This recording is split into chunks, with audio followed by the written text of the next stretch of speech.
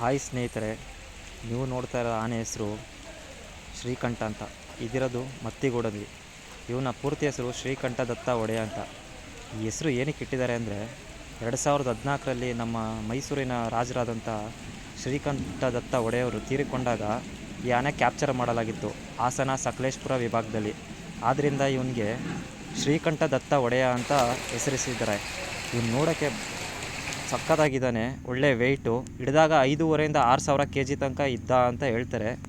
ಆದರೆ ನಾನು ಹೋದ ವರ್ಷ ನೋಡಿದಾಗ ಸಕ್ಕತ್ತಾಗಿದ್ದ. ಇವಾಗ ಸ್ವಲ್ಪ ವೀಕ್ ಆಗಿದ್ದಾನೆ, ಏನಕ್ಕೆ ಸ್ವಲ್ಪ ಕಾಡನ ಜೊತೆ ಫೈಟ್ ಮಾಡಿ ಕಾಲು ನೋವು ಮತ್ತು ಒಂದು ಸ್ವಲ್ಪ ವೀಕ್ ಆಗಿದ್ದಾನೆ ಅಂತ ಹೇಳ್ತಾಯಿದ್ರು ಅಲ್ಲಿದ್ದವರು.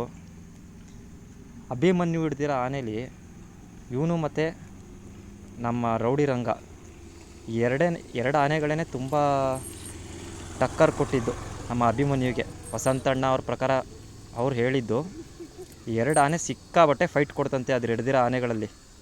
ನೋಡೋಕ್ಕೆ ತುಂಬ ಚೆನ್ನಾಗಿದ್ದಾನೆ, ಹೋಗಿ ನೋಡಿ, ಮತ್ತಿಗೂಡು ಕ್ಯಾಂಪಲ್ಲಿ ಇರ್ತಾನೆ.